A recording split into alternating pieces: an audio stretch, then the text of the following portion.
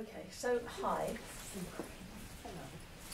Thank you for coming, and especially on a rainy day.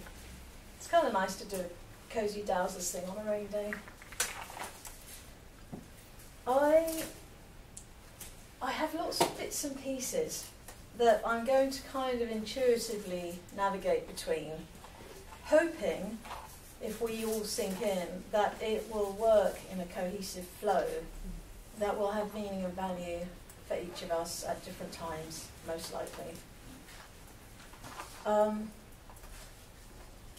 Tiny update on the bio, which I've realised by hearing it out loud. I actually haven't taught at San Francisco State for a number of years now, and I did teach there for about 8.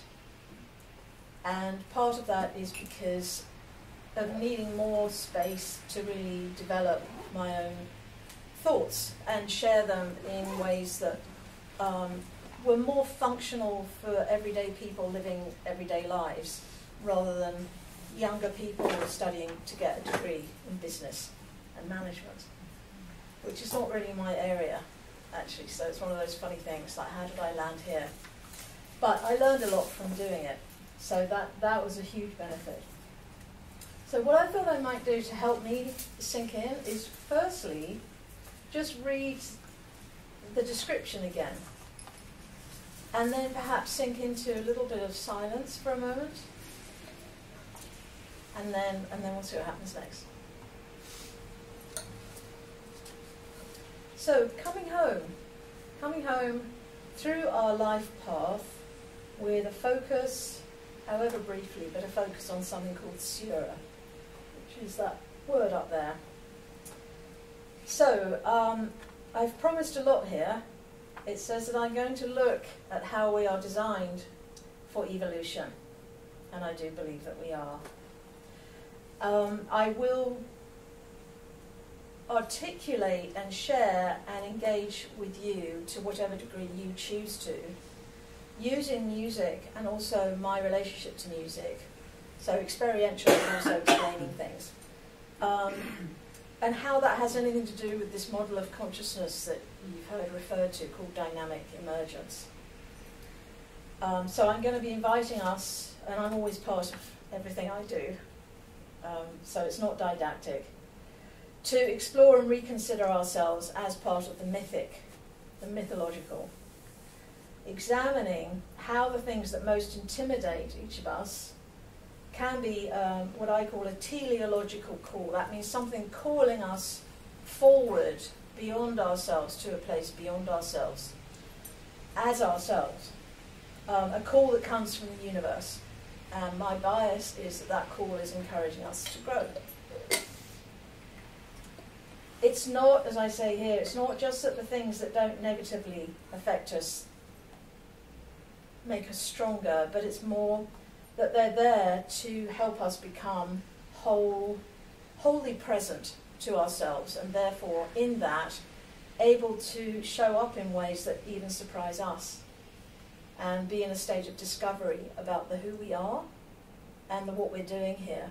I think there's something very important about that state of aliveness, so that energy can continue to move through us, rather than meeting like a roadblock, like, oh, this person's fixed. And that reminds me to say that there's a definition to this theory. Part of it's on those maps, but part of it's in the music, that there's a novelty awaiting to arise, that there is an energy in each of us, constant energy travelling through us, but also an energy within each of us seeking expression. And that when 2 or more elements, so that could be 2 people, or a person sitting here and a group of people, or me and a tree, me and the wind and the rain, that's just 2 beings, in a way, interacting, whether they're doing it cognitively, consciously, or just by proximity or some kind of resonance, that allows some kind of a novelty to arise and present itself. And that's how things constantly stay evolving and in flux. So the more we know about the fact that this is actually happening, then I think the more exciting everything becomes. So it has two tenets. It sounds very formal. The first tenet is that nothing is fixed. Nothing is fixed. Another way of saying that is that everything's in motion. Everything's always moving. We can engage with that, or we can resist that. I guess resistance is a form of engagement, but how we meet it affects what can happen next. So that's the first tenet. And the second is that energy waits to be noticed. And I say that not as if energy is passive, like sitting at a bus stop waiting for a bus to come, and otherwise it's inactive. But more that, and this is why we meditate and do mindfulness practices, the more that we locate something that is occurring within us or around us and notice it fully, the more it can arise and know itself. So the way we are present is really, really key. And that's how I connect from there to music. You know, I am a multidisciplinary artist. I've done lots of different art forms, and I do carry on doing different art forms. But the one that has most caught my continued attention and imagination is music and sound, which has to also mean silence. And I just want to, because I had this thought just before starting, to articulate that there is a difference in my sense of things and my experience of things between silence and quiet. So I would say that quiet is when there isn't sound happening, sound as a mechanical activity, hearing. But silence is really interesting because there are layers and depths to silence that change depending on the energy in the room. And what I'll probably do, actually, I'm surprised I wasn't already planning this, is I'll probably just take you where you're just receiving and being in it, take you on a bit of a sound journey. And the thing I always say to people when I'm about to do that is I have a little chat with their minds. And quite often they're sitting on yoga mats and just kind of, I don't know, in a different position, not upright, but it doesn't matter, same thing. And I say to them, when I stop and you hear silence or quiet, that's not the same as nothing is happening. So from a mind perspective, it's not an invitation for the mind to start making shopping lists or critiquing things or futuring and all this lovely, or regretting, going backwards in time, all that stuff. But those silences change and change at each time. So the sound is like a transportation experience that takes us somewhere. Then I leave you alone. I'm here, but I leave you alone in that kind of tingling silence, because the silence has a role. It's doing something. And I think this is where the activity of sound and silence connects to our overall energy field, and it does its work. So if I do a sound healing experience for people as a group, the thing that I find miraculous is that different people get something different out of it, although were you an observer from the outside, they're all hearing the same thing at the same time. How does that happen? And that's not for me to answer, but I do think it's miraculous and exciting, and it totally intrigues me. You know, what's happening? And personally, I'm all right with not really knowing, just because I love how it feels to ask the question. And I think there are a lot of questions that are really good, just asked without being answered. You know, questions that raise our curiosity and our engagement with the unknown. So the reason I talk about the life path being the way is because I have been a wandering soul for so much of my life, and for so much of my life, I've always sort of had that background thought, when am I going to settle? And then as a younger person especially, echoes of this idea that meant there was something wrong with me. Look at everyone else, they're buying houses. This was my culture growing up. Everyone's buying houses. By the age of 22, 23, they've found their partner, their career path, their first mortgage, their car, and they don't seem to have any questions left, except, you know, what's on the telly this weekend or something like that, you know, or just more localised questions. And that didn't seem to suit me, and that was sometimes awkward. So there it is. So I had to pursue that. I had to keep going down that rabbit hole to find out, well, what is all this? Why do I feel uncomfortable? Does it mean I'm wrong, that I am wrong? Not just that I'm wrong about something, that I am somehow wrong, in the wrong place, on the wrong planet. Or is there something else to know and perhaps talk about? So these are my inquiries. So I grew up in England. I moved here when I was about 24. I travelled around the world for about a year and a quarter when I was in my 20s, I think. And all it's done is kind of perpetuate this sort of motion. And when I moved here, I went to art school. And while I was at art school doing visual arts, I became, someone lent me a guitar. I had studied piano and voice, but not guitar. So he lent me a guitar, and he's like, go on, just mess around with this. And so I started writing songs. This wasn't something I was trained to do, it was just an impulse. So I wrote loads and loads of songs, never thought I'd share them with people, wasn't really for that, it was my own exploration. But what I noticed is that at a certain point in time, it felt like that's just the next thing to do, is to reach outwards to connect, and that's energy travelling for connection.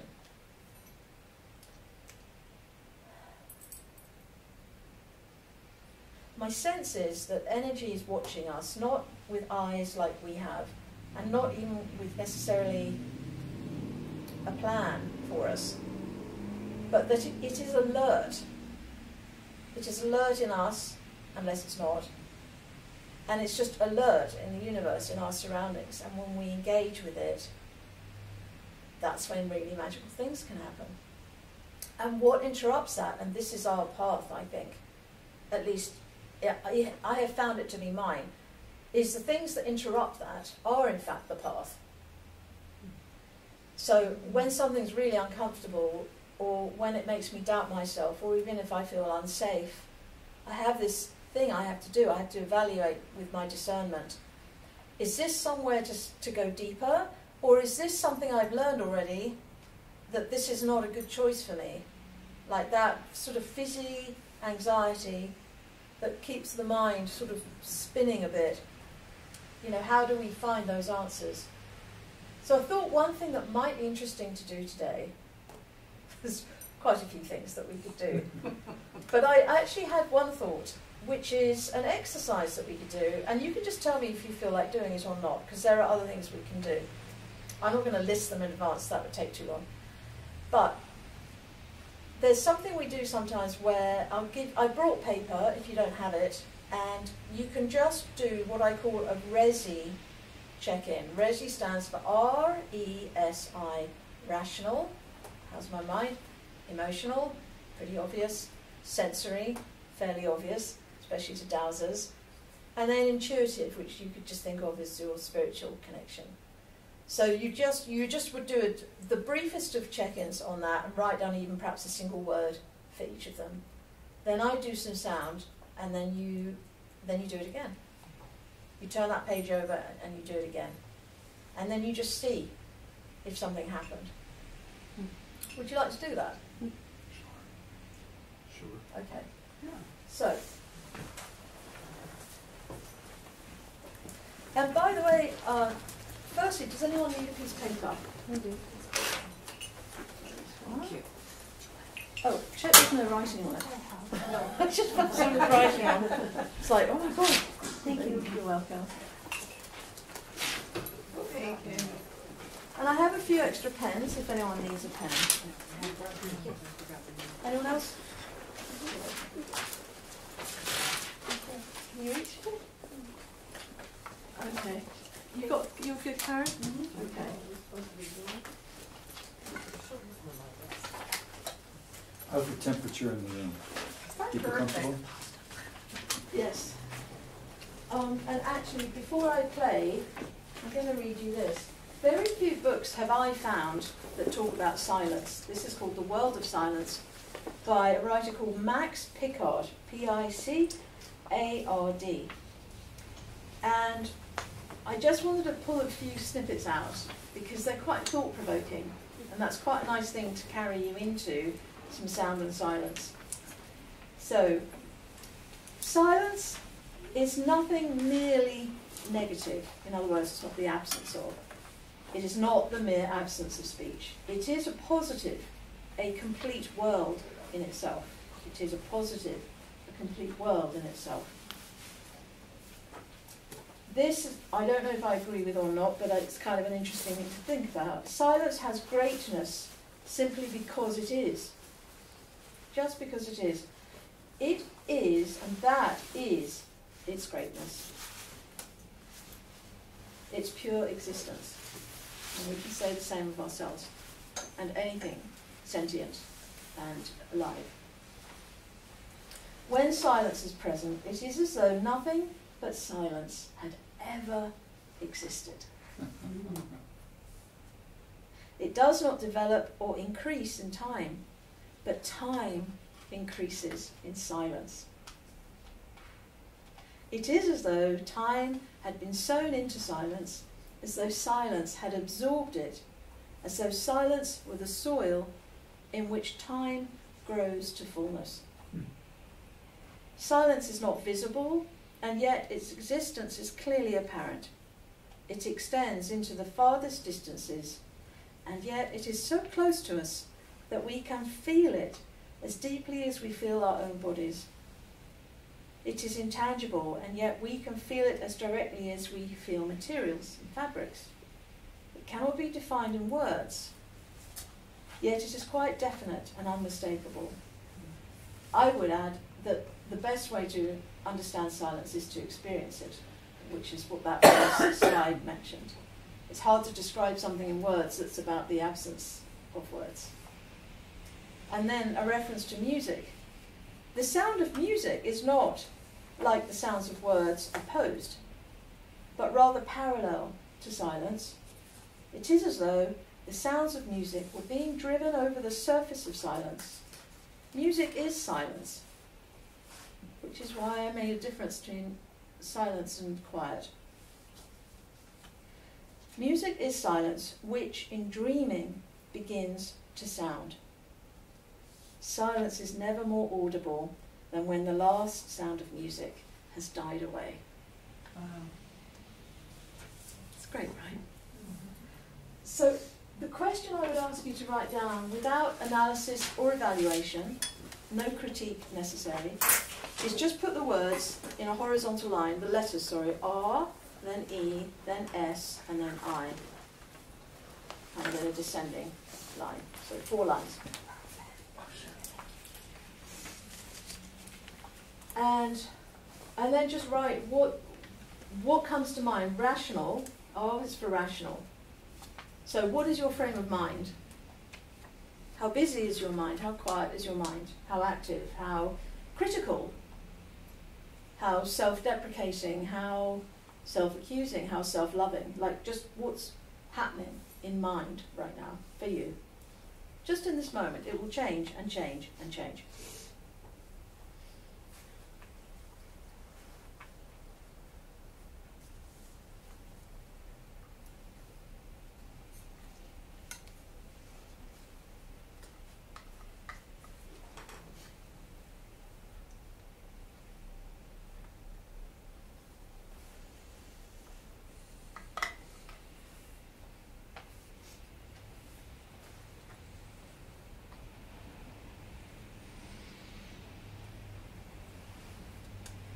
So the next letter is E for emotions. How is your heart? What's it yearning for? What's it celebrating? Does it hurt?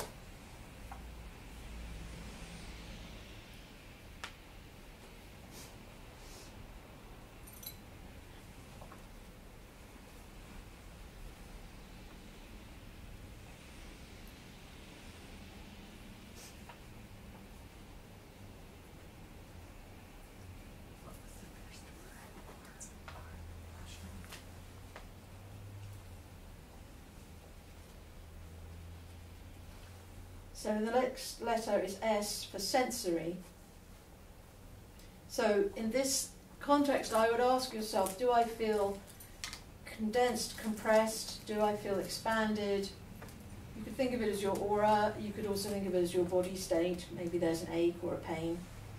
But anything to do with your physical and the extension of your physical.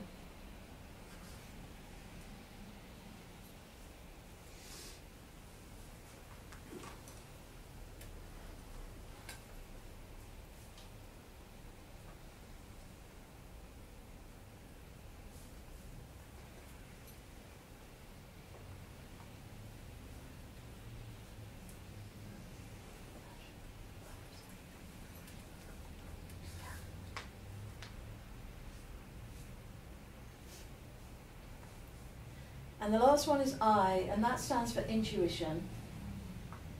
You could also just think of it as your connection to spirit, to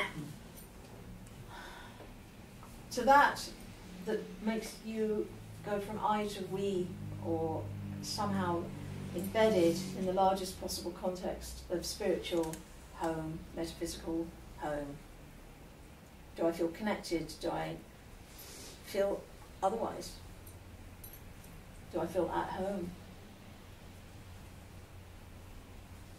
It could be a right now question, it could be a general question. We have phases, don't we? Different arcs of time for different things we experience.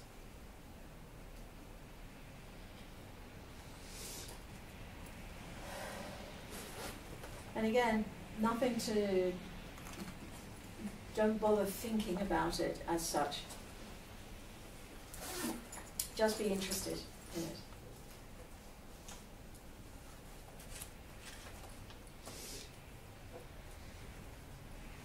So the first thing I'm going to do is I'm going to give you some music and sound. And then I think what we'll do immediately, probably, unless that changes things in ways that I can't predict yet, then I might have you do some sounds. We'll see. But I think if we do that, then I'll do a check-in, another kind of check-in like this, as we go. Because part of it is, how lovely that I can do this for myself. But then I'll be gone one day. If I don't pass on what I know how to do that has an impact on me, that makes my life valuable to me, then I've missed that opportunity to generate something that could be healing and could subtly travel to people that want to explore that themselves and do the same thing and exponentially affect consciousness in a positive and loving way. So you will hear some sort of percussion-y type instruments. This might be a good time to put everything down. Don't hold anything in your fingers or hands. Put your pens down, uncross your legs. If possible, have as good of a posture as you can without being distracted by stiffness.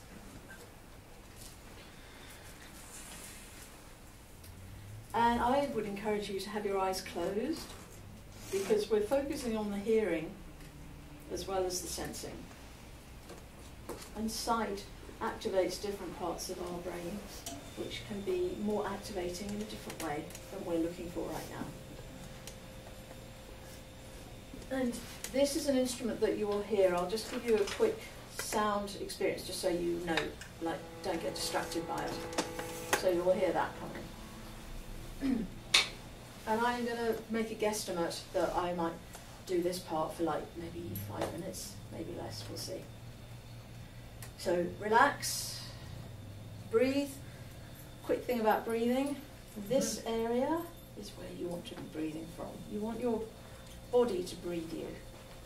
So instead of up with the shoulders, out with the belly. So breathing in through your nose, even as a listener, this is still participation. So you breathe in through your nose, and as I do that, I feel my belly expand like a balloon, and it kind of pushes my hands away a little bit. And if you let your breath be audible out through your mouth, that can be fun too. It's nice. It's the wind. You are the wind when you do that. Okay.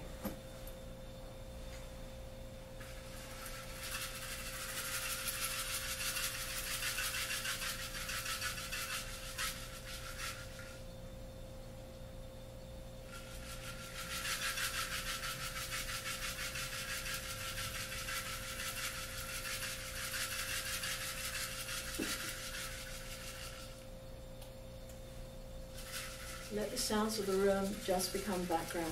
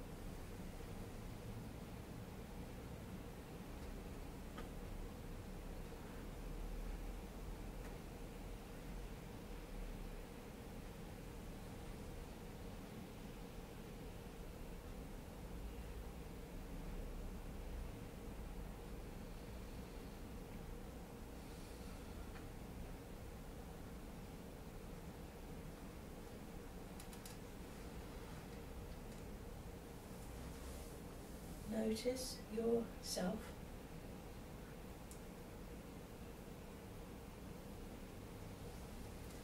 Feel what you are feeling. Sense what you are sensing.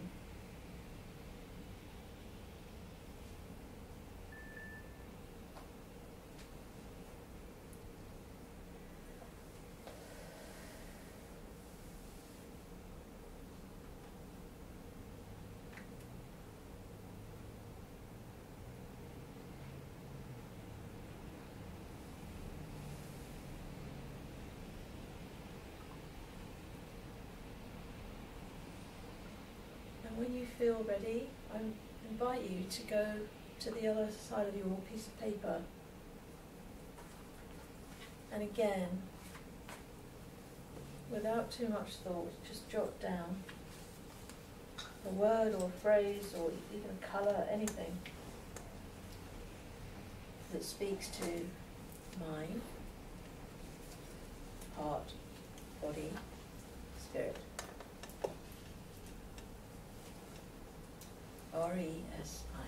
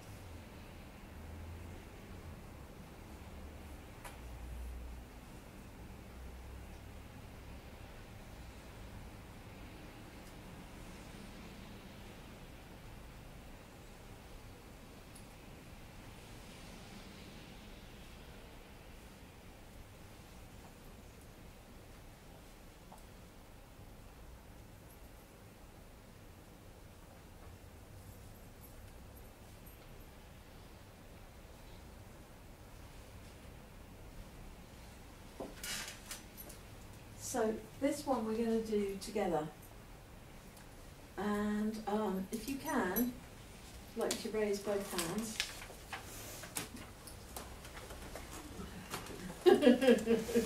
And you're going to just put them here on your tummy, and just to get this going, I just would like you to breathe in through your nose and breathe in into your hands so that your belly comes out of it.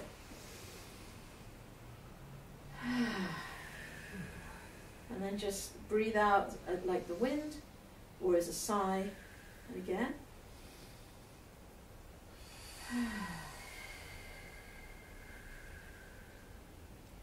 One more.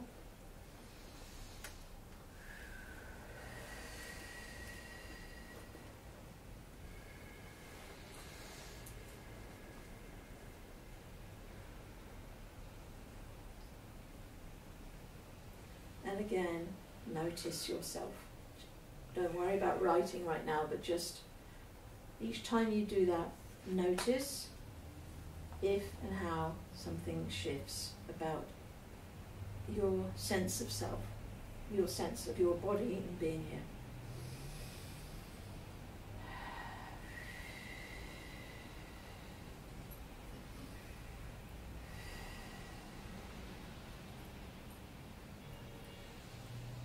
So, I'm going to describe this and then we'll do it together, but in a minute, on your exhale, you're going to let a note happen. It's not about which note, it's just a sound. I'll just show you what I mean.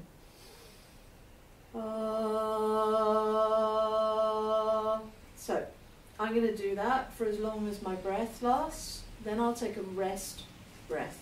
While I'm doing a rest breath, I'll be feeling, checking in and feeling and just enjoying what that feels like.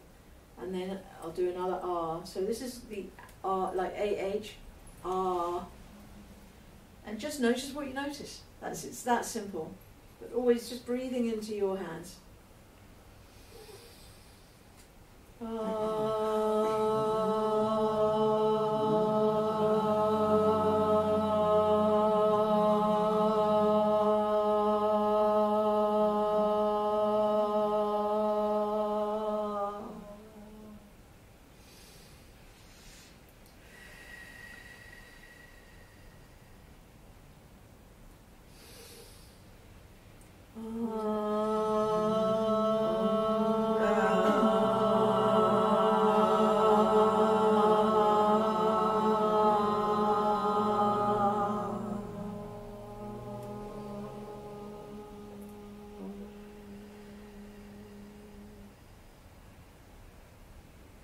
Enjoy your rest breath, out breath.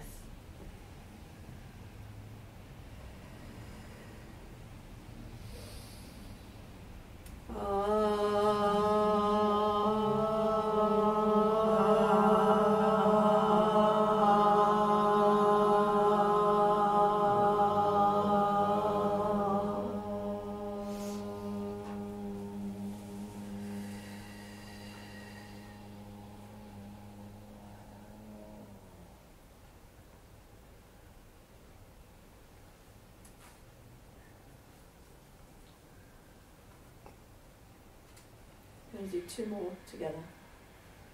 Let your head fall back a little if it wants to.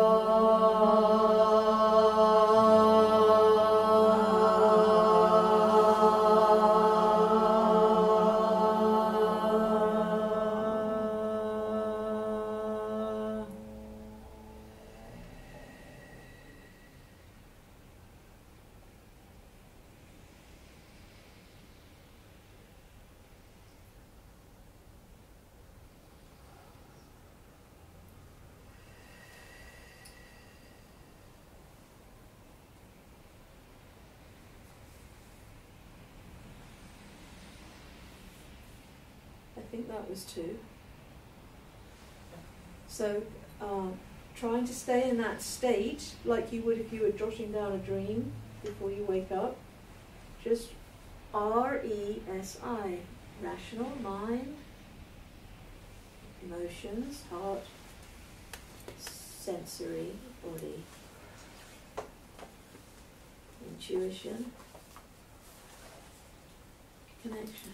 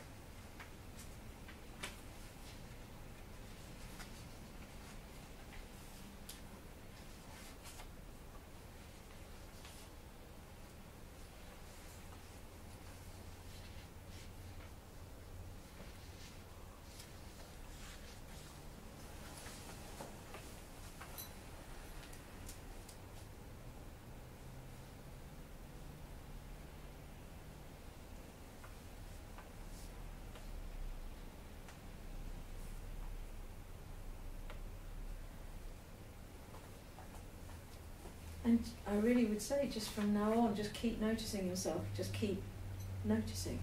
Notice what you notice. I would really love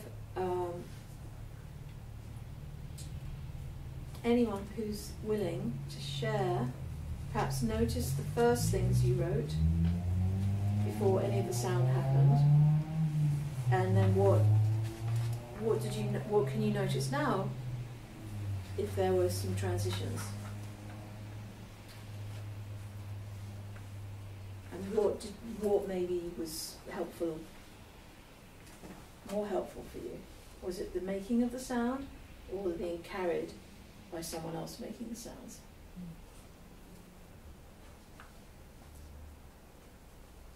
Yeah, Steve. Everything, I wouldn't say there were big shifts, but everything got deeper, especially after making the sound myself. Okay. That was more generative for me, and actually the thing I wrote down after the last toning was that the atmosphere in the room is more generative than when we started, and that was the biggest change that I noticed. Okay. Everything else was like, yes, and then it took it deeper, and then it took it deeper or more open, depending on how you look at it. Sure. And body more relaxed. Everything improved. Right. Thank you. Did you want to? Oh, my experience was very similar. The thing that I noticed that was different in the last phase was curiosity. I was starting to, my mind was starting to go curious about what? Yeah. Yeah.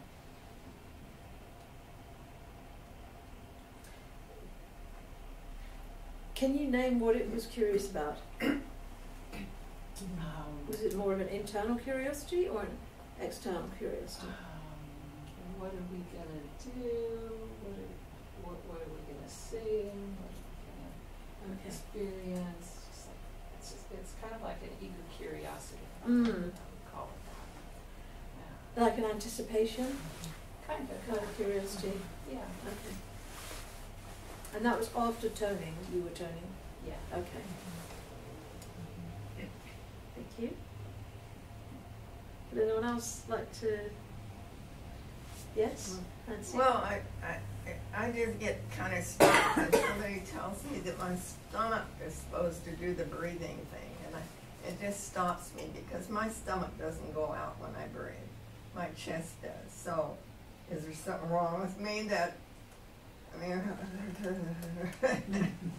it doesn't seem like there's anything wrong, that this is the part that moves, not this. I don't understand why we're supposed to feel the stomach go out when you breathe in. Would you like me to comment on that? Yeah. Okay. Otherwise, I wouldn't babble it out. I think in part when I work with vocal students, especially when I work with voice students, especially if they're younger, when I talk to them about breathing, they tend to breathe from here up, and the shoulders go up with it. The head, like everything's just up. And when I get them to do this with their hands and consciously use their hands as part of their sounding practice, they sink in. So I'm imagining that you are familiar with the diaphragm and the relationship between the lungs and the rib cage and the diaphragm, that whole area. Is that a yes? Yeah. Okay. So in case anyone's not, the diaphragm and the ribs and the lungs are all connected. So if you breathe in, the imagination is so important in the things that we do, in terms of where we let those things take us in our experience. So if you use your imagination and imagine the breath travelling into the lowest part of your body that you can picture, there's something about the connection between the tummy and the hands that seems, and it's obviously everyone's different, so one thing works for somebody, it doesn't work for someone else. But it's so often I notice and I witness as well as experience, I feel safe. There's an emotional safety that comes from this, and something about time changes. So it's my experience of time is that time is no longer, and this is something that was in the book that I hadn't noticed reading before.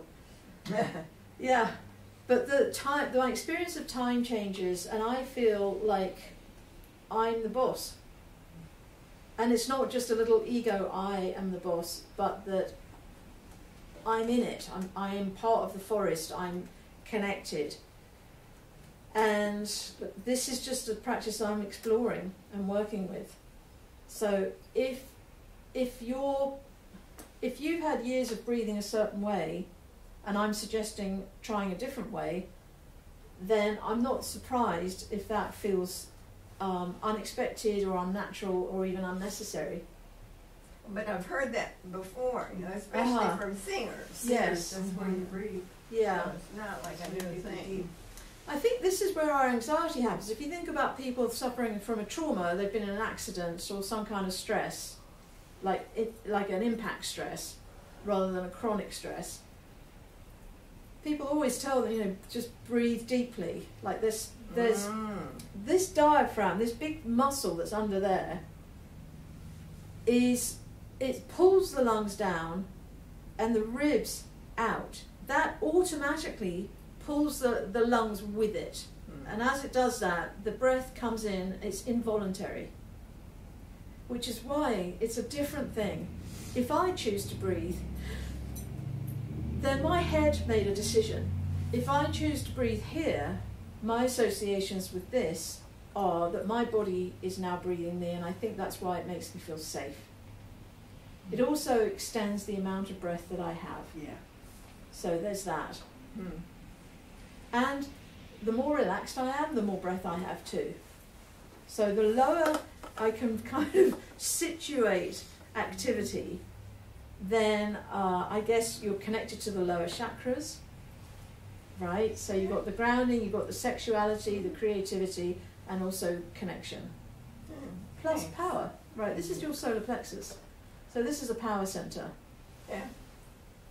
So maybe the idea of it being right or wrong, or am I doing it wrong? Maybe there's the curiosity factor. Like, well, what if I tried this a few more times on my own?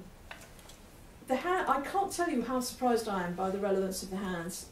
Like time and time and time again, if I get a student to just do that and then do that, and then they breathe, and it's just, and even if they're dealing with pitch, I say use your hand, and everything becomes more accurate. So the kinesthetic element of singing, the sensory element of singing, is that it's a collaboration.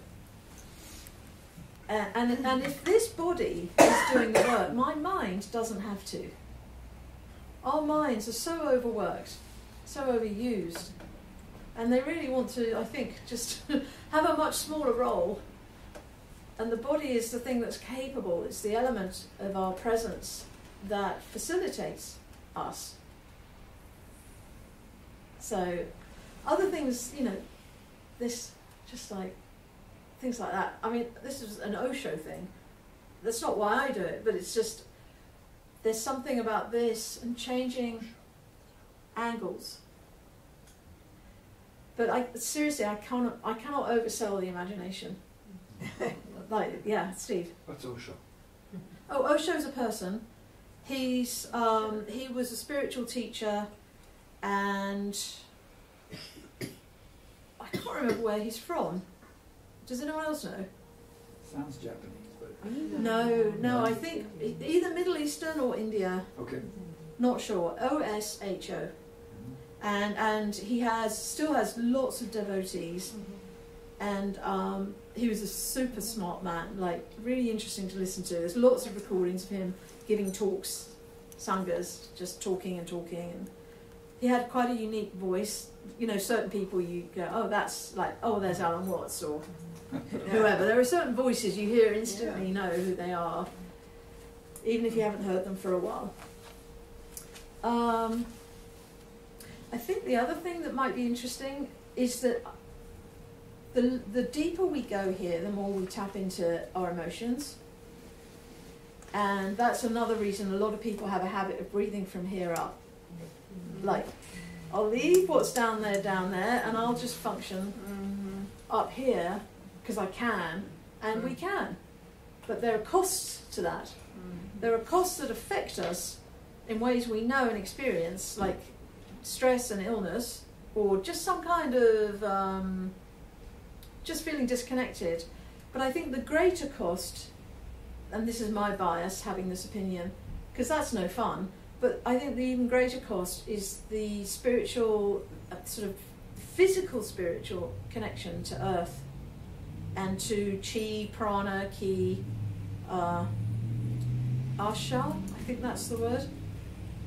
It's from another country, I can't remember. India. Is it from India? No, I thought prana was India. Okay. Any more questions? Osho is Indian. I just looked him up. Thank you. Any more questions for right now, Karen? Yeah, Or comments? yeah. When I was young, I took a lot of vocal lessons, and I remember we had to do that all the time, and especially I was a soprano, and whenever you were preparing to hit a high note, it was like almost the opposite of what you think. Yeah. But the deeper you go, the higher you go with more force. Yes. And then later on, when I was taking horseback riding lessons, the teacher would always say, breathe from your stomach, because the horse can feel you're not with them, because you're actually sort of cutting off some of the blood and energy through your legs, which you really need to hang on with. Yes. Yeah. So I remember she said, now before you go into a jump, take a deep breath, Yes. and just stay, hold it, so, but anyway. But now I haven't sung in centuries, and I have lost that ability to breathe deeply, but now I'll try and get it back. Well, here's something for the women in the room. Vaginas. If you clutch, like a lot of our cultural training as women was hold your stomach in, right? So when I'm saying let your stomach hang out, that's a complete opposition to the cultural training. So that raises question marks. But the other thing that happens is that we clench our vaginas. If we clench these muscles, we tend to clench everything. And for men, maybe it's the prostate, maybe that's the deal. I don't know. But any kind of clenching, of course, is not ideal for our health and well-being and for being present. Yeah. I was going to tell you one other thing related to that.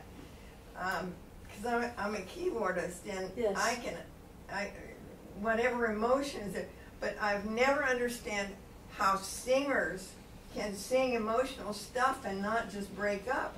So if I did sing in a choir, like in the Handels, the first time I saw it, and I just said, well, I can't do it, was trying to sing the Handel's Messiah. I mean, it's just too emotional. I couldn't sing it, you know. Just, I love that. I mean, I cry when I sing. I just keep singing. You know, I don't have an opinion anymore about my sound needing to be a certain way. So I hope that I am a model for people who don't think of themselves as singers to be able, I mean, I know I can craft notes beautifully, right? I'm classically trained, I know how to do that. But I don't remain there as if that's the thing that matters. I think growling, voices cracking, anything that doesn't actually hurt, that would be a no-go. Anything that hurts your throat, because then you're pushing. And then you're back in will and ego rather than body expressing what it needs to. It's like farting or burping. You know, it's like you just got, energy has to travel. The nature of energy is to travel. When we hold on to it, we're restricting possibilities that we don't even know about and creating possibilities that we don't want at the same time. So it's kind of a bit of both. I'm sort of feeling like I want to tap into the Siura piece.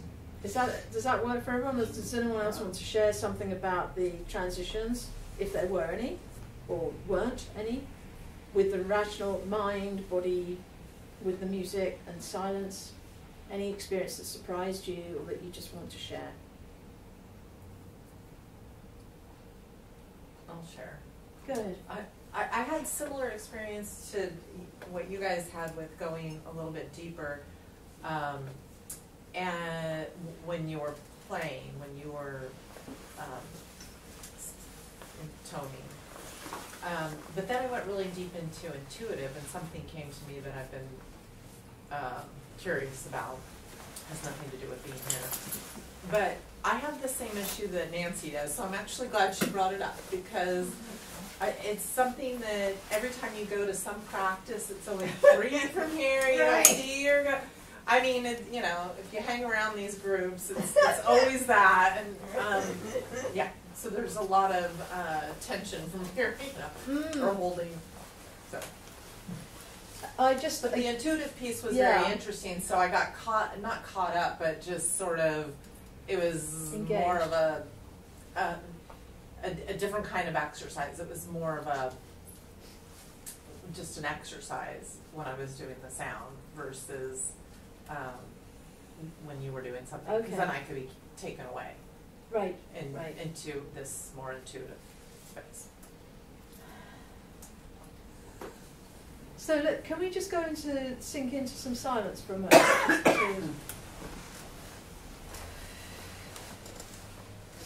to hearing your breath out, your outward breath can actually also be a wonderfully grounding reassurance.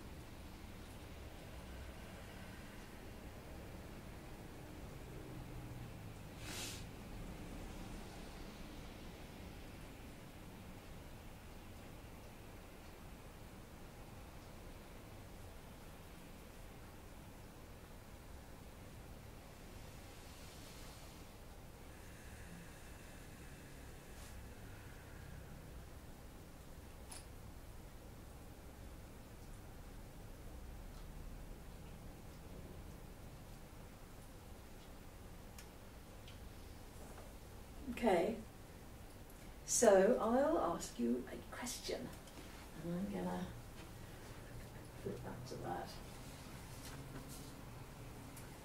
How many of you have had or have experiences of longing By show of hands. Longing. Longing. We'll go into the detail, but just the idea of longing. Longing. You're longing. Oh. Yeah. I'd love to hear what that's like for you. Like, is there a scenario that activates it? Is it the weather? Is it your own cycles of beingness? What form does it take for you? And how does it impact you? Yeah. I mean, I just remember the first time I experienced it was really young, and it was sort of in the dark, looking out over a large body of water and not knowing what it was that I was longing for.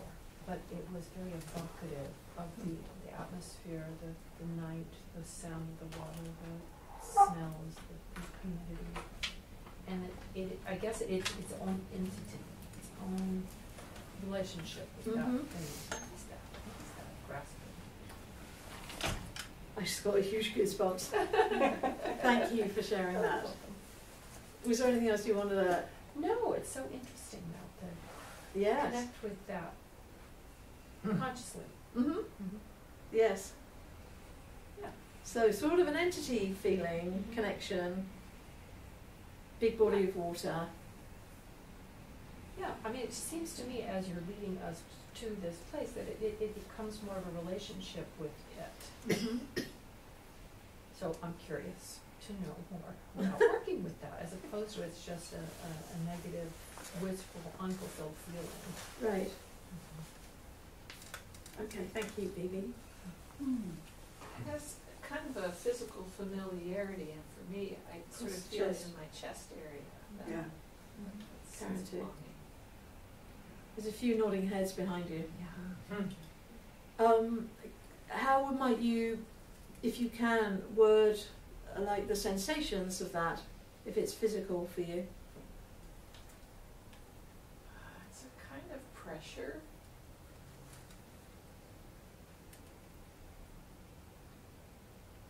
It's not painful. It feels feels like it wants to move, but it's pretty not moving. Okay. Yeah.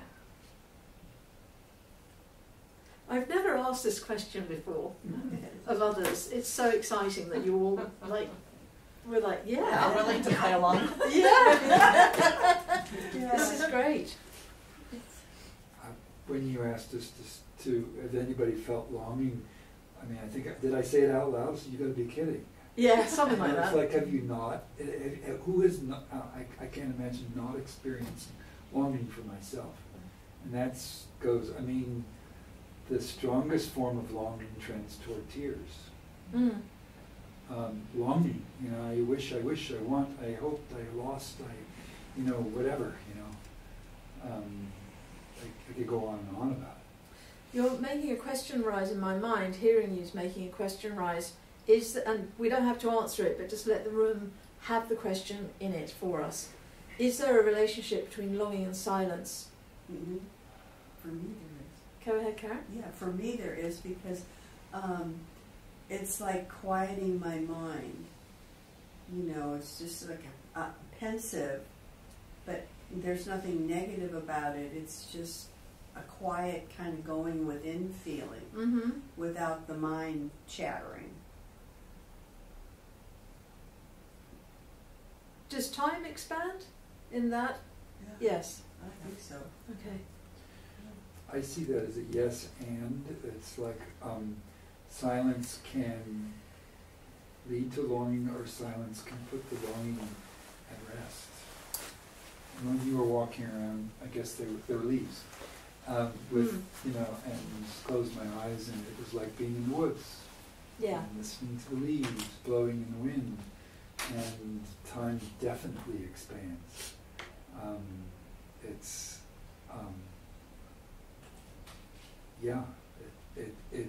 It can be very restful. There's a what's her name, the poet. Anyway, Mary Oliver? Mary Oliver, yes, of course. The only poet. That she's Wild guess. but it's in this theme. The first the last line of the poem is that if I have ever taken you to the woods, I must love you very much. Oh. Because she can't stand to walk around the woods with people jabbering. I hate going on group hikes.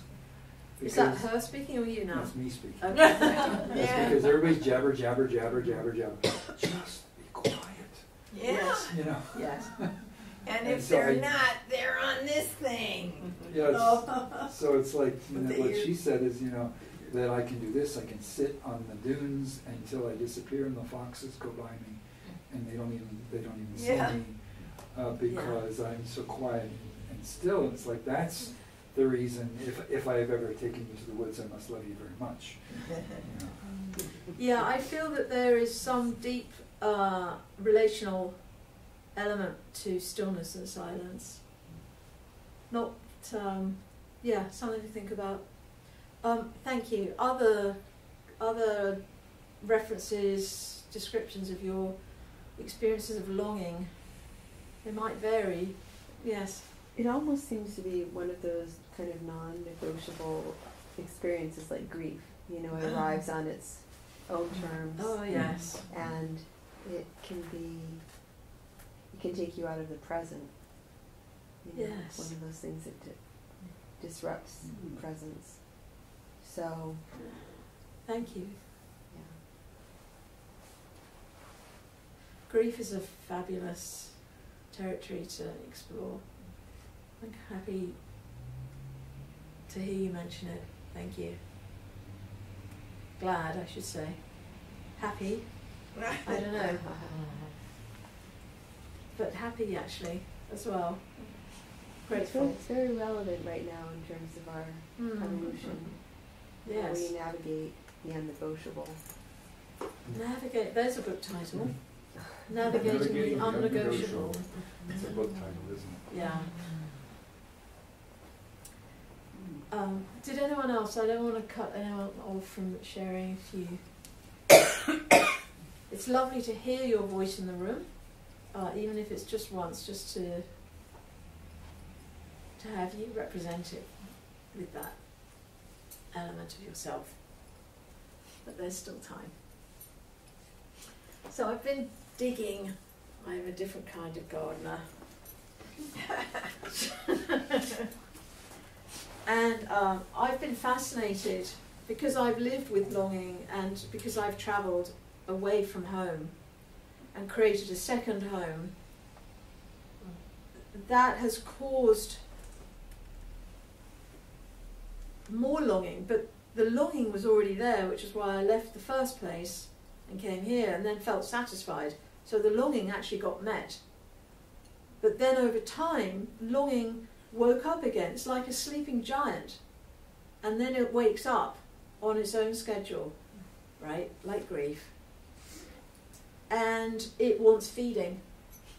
And it is non-negotiable, actually. I can feed it little things as alternatives. Look, we've got another concert. We could do this, we could do that. We could do a short journey of travel. And it's like, you know, this is non-negotiable. But being a human, I try to negotiate, because that's what we do, one of us. But here are some words. Some of them you might know already.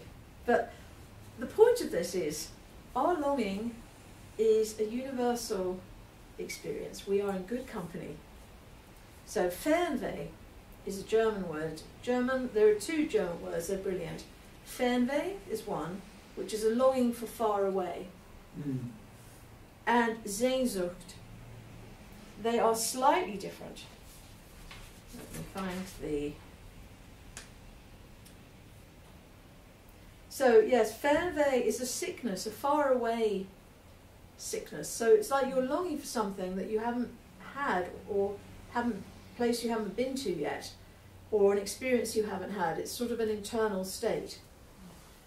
But Sehnsucht is, it's also called longing, desire, yearning, craving. Some psychologists use the word, this is Wikipedia's comment, to represent thoughts and feelings about all facets of life that are unfinished or imperfect. paired with a yearning for ideal alternative experiences. And then fernweh, the feeler of fernweh carries a desire, whether met or unmet, to travel to distant countries, to visit new places, have new experiences. An ache for distant places. How do you spell that word? Fernweh, F-E-R-N, like fern, and then weh is W-E-H. And Sehnsucht is S-E-N, sorry, S-E-H-N, S-U-C-H-T. In Portugal, the word is saudade, also in Brazil, often described as a deep emotional state of nostalgia or deeply melancholic longing for something or someone that is absent. It is considered a central theme in Portuguese and Brazilian music, literature and art. The Sehnsucht, coming back to Sehnsucht, in German refers to a deep, unfulfilled longing for an idealized, unattainable state. It's often associated with a yearning for something transcendent or spiritual and can encompass a wide range of emotions beyond one's current experience and beyond place. In Wales, the Welsh call it hiraeth.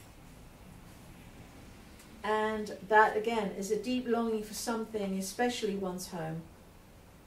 And then I give an example. I could not begin to put into words the hiraeth that the Welsh feel for the mountains and the valleys of their homeland. Again, this bittersweet feeling of longing and nostalgia. And it's weird because it's a nostalgia that we recognise as nostalgia, even if it's not for something that we know, or a place that we know. So it's kind of like this drawing forwards. Another Gaelic word is cianalas, or cianalas. Same thing. And now Japan, boketo. I don't know if I'm pronouncing these exactly accurately, just so you know. The act of gazing out into the distance with no thoughts. Commuovere, Italian, heartwarming, something that stirs and moves you. Dépaysement, French, the feeling that comes from not being in one's own country, being out of your element, like a fish out of water. Dérive, also French, a spontaneous journey, where a traveller leaves their life behind for a time, like it could be infinite time, to let the spirit of the landscape and architecture attract and move them. I do this all the time. I just wander off the map and I feel whole again.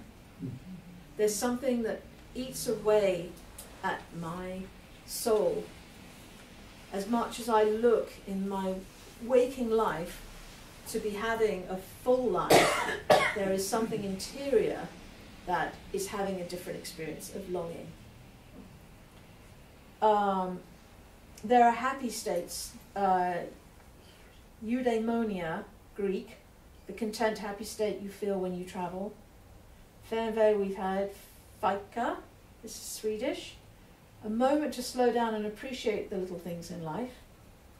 Flaneur, French again. Someone who strolls aimlessly but enjoyably observing life and surroundings.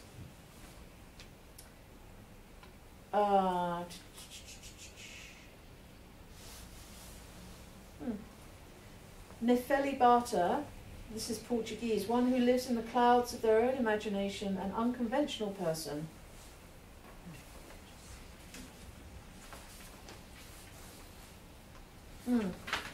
Novatorient.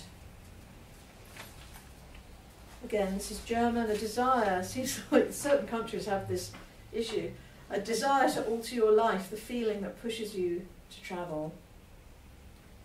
Peripatetic, a person who spends all their time wandering, Greek. What about wanderlust? I was thinking that too. I have that one here. I'll come to that. This is an interesting state. Restfaber. It's actually Swedish, it looks German. the restless race of the traveller's heart.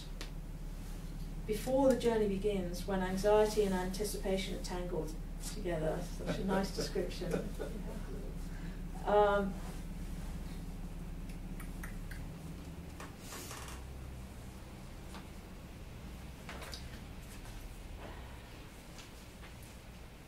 Turkish, let's see what they say. Vaslat, a union or reunion after being apart for a long time with one's beloved. That's a little more trackable.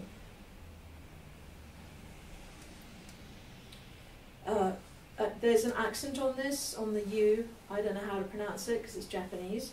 Yugen, Y-U-G-E-N. And that is an awareness of the universe that triggers emotional responses too deep and mysterious for words. What? So What language? good! What kind? Japanese. Japanese. That was Japanese. So let me see what I found for Wanderlust. Hang on.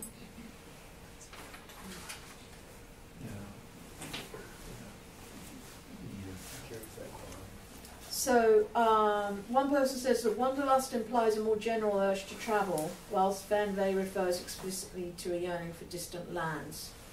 So slightly different positioning around the same thing in a way. Wander, to wander, the Old English wandrian of West Germanic origin, to wend and wind or wind. Wind, wind, wind. So the idea of, I think, see, winding rivers, but just also the wind lifting our sails. Meander. Meander comes from the Greek. Meandros, an old name for a winding river, an actual place of origin in Asia Minor, now known as the Menderes. Ramble, related to Middle Dutch, ramelen, used of animals in the sense of wander about on heat. You don't have to be on heat to want to wander. But yeah, I don't think I have anything more on wanderlust exactly. What about going on walkabout? Well, that's very Australian, right? Yeah. So yeah, that would be a good one. I mean, this is PhD subject matter, you know, that level of intrigue. And then just to add into the mix, temenos, which is, again, specific to place. So a temenos is something that perhaps a king or a lord, but someone of high rank in the days when this was more, I guess it still happens, truth be told, but they'll put aside, they'll say, this piece of land is mine for sacred activity. So from our perspective, an everyday person's perspective, we create a temenos when we create a place that we consider a temple for ourselves, a place to have sacred focus. So your desk can be a temenos. Your workspace, you know, depending on any kind of work that you do, the piano, where your piano is, the surroundings, the audience, the vibe. And the Japanese have an amazing culture around spaces. They have whole different words that relate to the character and quality and aliveness of a space itself, the physicality of it and its spiritual impact and implications, also the psychological ones. So all of that feeds into Feng Shui, of course. But it's also known as a sacred circle where one can be without fear. That's temenos, a magic circle, we used to call it. And the numinous is simply a space's divinity. So I think of, I love words, obviously, but I think words are interesting because they come from somewhere.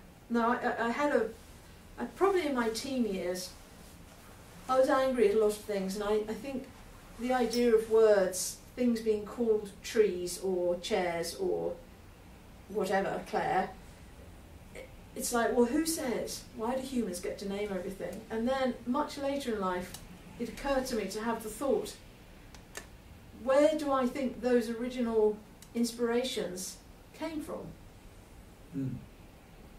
Maybe tree said, I am tree, to my consciousness, to whoever started scribing. to the consciousness of those people. So I'm going to introduce you to Siura, because it's about longing. So, and this is where the path, longing and our path being connected. I am a student, an active student of the Dagara tradition, Dagara, and that exists in Ghana and Burkina Faso in Africa. I would always be a student because there is a lot to learn, but it is really also a being reminded of what one already knows, but just using a particular cultural naming of things. So I received a divination, which is a reading, and we do it with little pieces, nature-based pieces, stones and rocks and shells and bones even, and different things like that. And the man giving me the reading, his name's Mark, he's amazing. He's like, have I talked to you about Siura? And I said, no, what's that? And so he told me this story. And he said that for many people, and I think this is possibly more particular to the West, I know, west of what?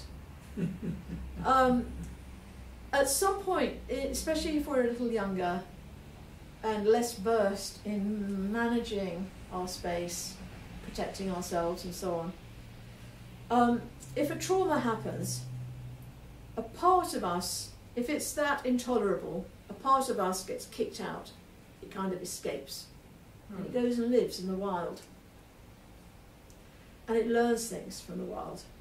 So it's not lonely or isolated. It is off having an incredible wild experience.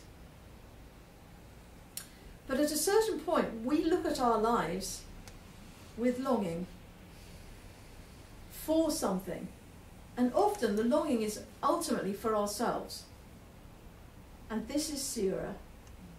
It's represented on a much smaller scale by this shape, a stick. And normally the leg is a little longer. But I found this on a walk a while ago, and I immediately saw it, and I was like, oh, Siura. And I picked it up, and then I put it down. I was like, I can't, this is too much, it's too intense. So I put it back, and then I did my walk, and then walked to the car. I'm like, I have to go back to it. So I did. And it comes with me sometimes when it feels appropriate to talk. Because there are rituals one can do, and they vary. There's no prescription as such.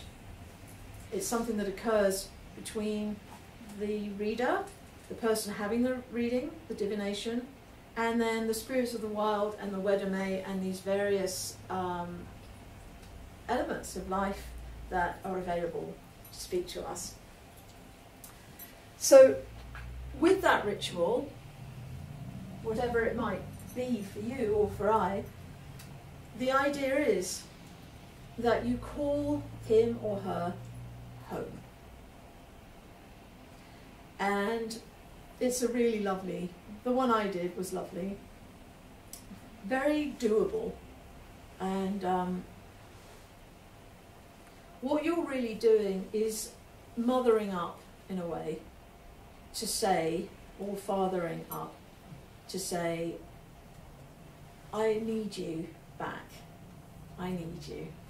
And it's not that that wildness has to leave the wild and can't cohabit with you. It's just that you need that connection reactivated. You need that energy, that vibe of free spirit, of wildness, of impulsiveness, of connection to the spirit of earth, the spirit of the land, the spirit of the mountains, the wind, the sea, the sky, all of it. And these elements are here to help us come home. And that longing we have, I think, is simply an unnamed connection. We know we belong. We know that that big body of water is home, that we have lived there. And the longing is the desire in some ways, I think, to return to that state of ultimate connection, of identifying ourselves through that belonging. And it's been replaced oftentimes with this upper activity. Making choices that seem culturally appropriate or somehow the only thing available. And yet there is this wildness that we're part of, that we were born by, that it breathes us. I just so happen to use sound because I love sound. I love the sound of the wind. I love the sound of the rain and the trees. That's my fascination, because it brings me home. But I love the silence too, because that's even bigger than the sounds, and that's home.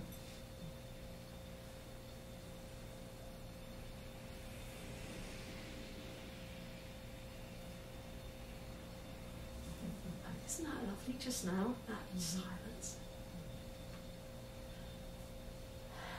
Mhm. There's a story that came once. There's a whole beautiful group of people that do storytelling, like you get like 5 minutes and you can just tell a story in person.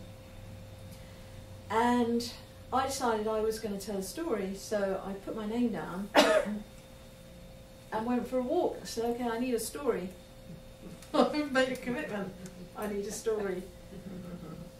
And I got this story, and I'll send you the link if that's possible somehow. It's on YouTube. But a link of me telling this story, and it's called The Monsters Speak. And the sort of the short version of this, and it is a short story really, is that there was a little girl. And she was often around adults, and they would talk all the time. They talked and talked and talked. And there was never any quiet or silence. And she found that she did not know what to say, what she had to say.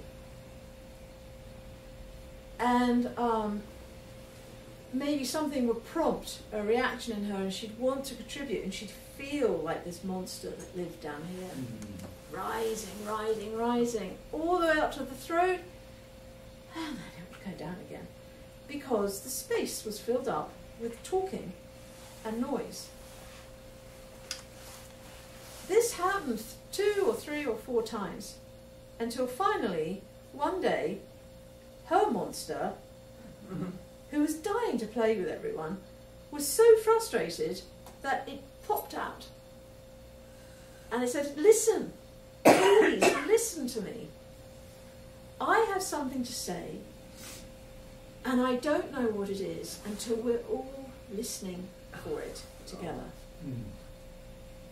And so they sat in a circle, all the grown-ups and the children. And in that silence, she could tap in, she could drop in, because the whole circle was supporting the silence. They understood it. And from there, she was able to share.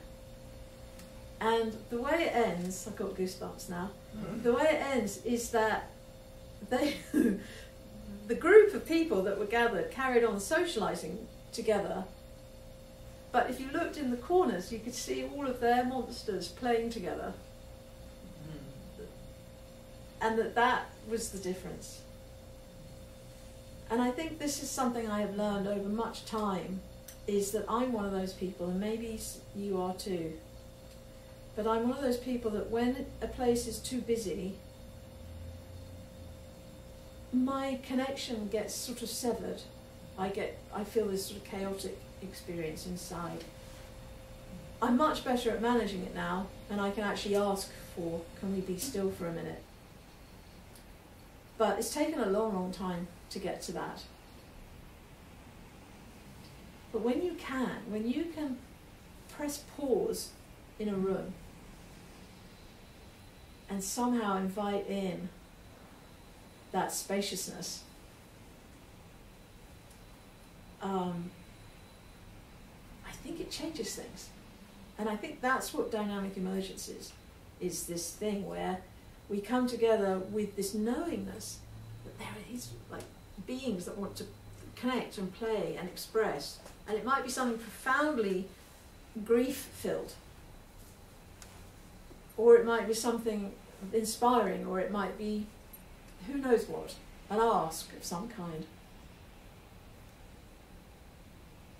But just the way you are right now is so beautiful to me. There's a stillness, and in that stillness I sense a certain kind of willingness, at least, a curiosity, and a vulnerability and openness. It's quite beautiful.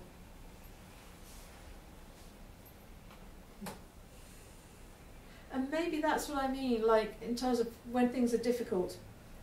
I think we have aspirations and dreams because there's something in that longing, that teleology of longing, that is true to us. It's the part of us that's connected to a certain part of the wildness. And just as much as we need to call Siura back to us, perhaps the wildness is calling us back to itself, herself, themselves. And we know it. And in that is grief for the fact that there is any distance anyway in the beginning. But there's also huge adventure. It's like, wow, it's the Fool card of the tarot. What's going to happen? And I guess for me, the singing practice and the sounding practice I find it helps me navigate this busyness, the one that worries, what if, as opposed to, what if? you know. They talk about that story of the two wolves. Which one do you feed? Does everyone know that story? Yeah. So for me, the two wolves are worry and perhaps positive anticipation. One's negative anticipation, one's positive. Right, if I'm worrying, I'm having negative anticipations, most likely. But if I'm excited and feeling adventurous and willing to just give it a go, then I'm back in the words connected. And all of that wind can lift my sails. I think it's a collaboration.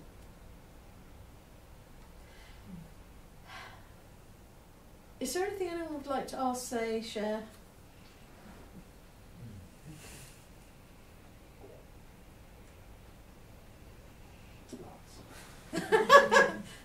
There's a story I'd really like to share with you, but I don't have the audio.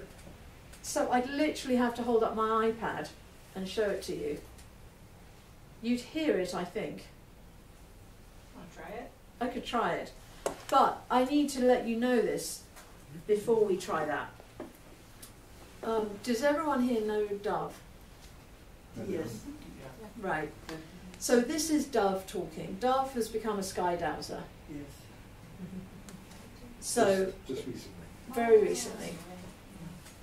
And so that's why I wonder whether to share it or not, but it's something that he experienced, that he shared with me, that's part of a sort of a testimonials video from the Dowsers conference. Well, I just doused it and I got a big yes. Oh, good, thank you. I'm glad. I'm not taking sole responsibility. I did too. Excellent. Yeah. So, hang up. I'm going to pull that down for a sec.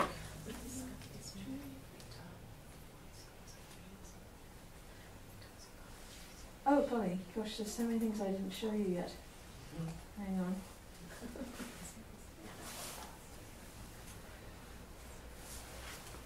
Alright, I'll show you this and then I'll connect it back up.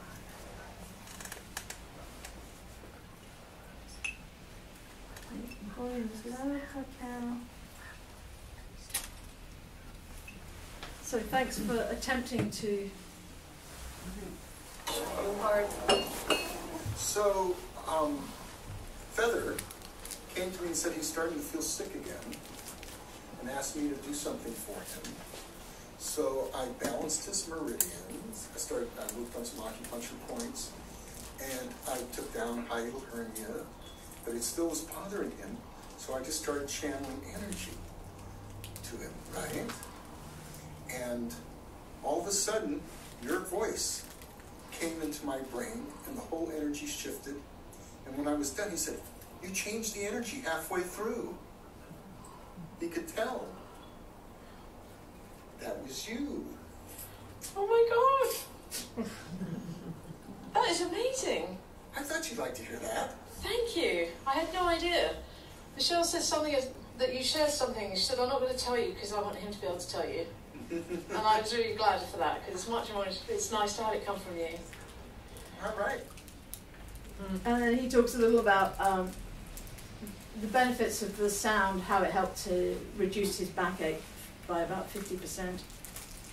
But just to clarify, because we talked about it more after this, when he heard the sound, it wasn't a memory of a sound, of something he had witnessed in a performance. I actually came and sang. I had no idea I did this at the time, but I came and sang for Feather through him, and that changed the energy that he was delivering him. So it took a moment for that to sink in, because initially I thought, oh, he just thought of my singing, and that did something.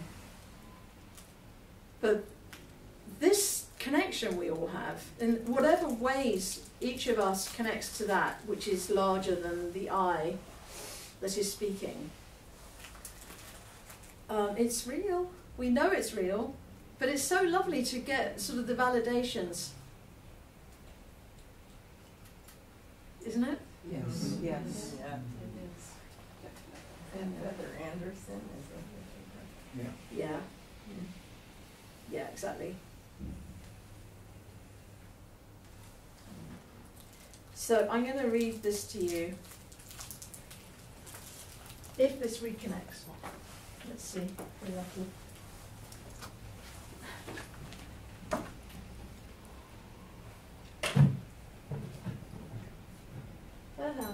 Good. So this is my website. And I just sort of channeled this through connection, So an artist's voice talking to earth. My eyes, hands, and body are drawn to your beauty. My eyes, hands, and body are drawn to your beauty and your complexity. To you, I belong. To you, I belong. Your intelligence is embedded in multiple folds of mutuality. Forms co-arising as the light hits your curves. You identify me in ways beyond. I am embedded in your aliveness. My dependency on you is total. You shock me with everything you do, know, and are. There is tactility in this belonging and awe that scares, thrills, and comforts me. Begs me rise. I am beside myself at this surgical loss of our naturally emerging beauty, of our diverse knowing, our intimate wild places. We exist within this delicate balance of coherence and vulnerability. It is not hostile. It is not hostile.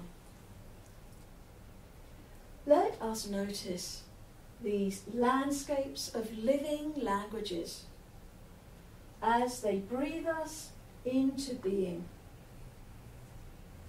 They have names too. We are preciously intertwined, preciously interwoven, one body breathing.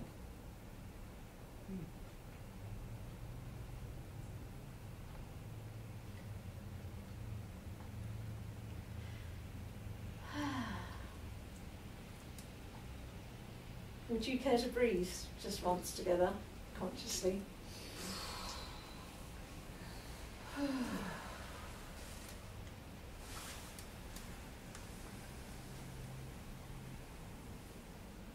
I just want to say thank you.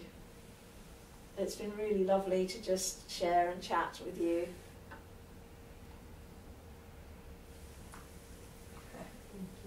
Thank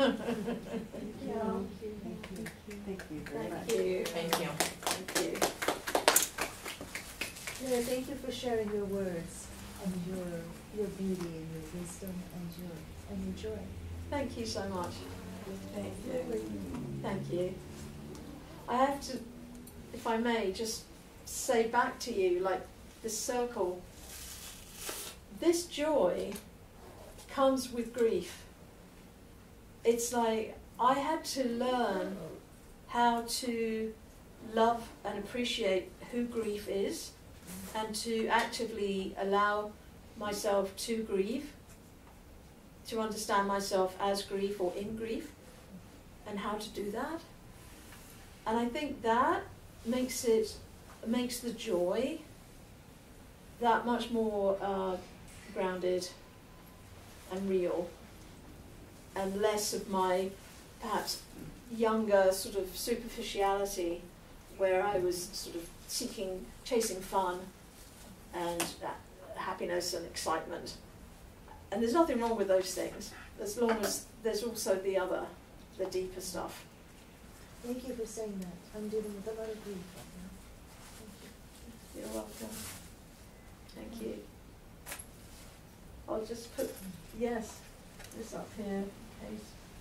What I'm feeling right now is, okay, Yeah. everyone's been to musical performances of one sort or another. But there often will come a time when there's a performance, and at the end of the performance, it dies to silence, and everybody just catches their breath and goes, yes. And then they erupt into. I know! How long can we hold on to that Yes, moment? but that moment is Yes. the most precious. It's I more agree. precious than the applause. If you're a performer and you Yeah. get that silent moment where everybody just goes, Yes. Exactly. Thank you. Thank you, all of you, for your very gentle attention and presence. Thank you. Thank you. Thank you. Yeah, thank you. And then if you have any kind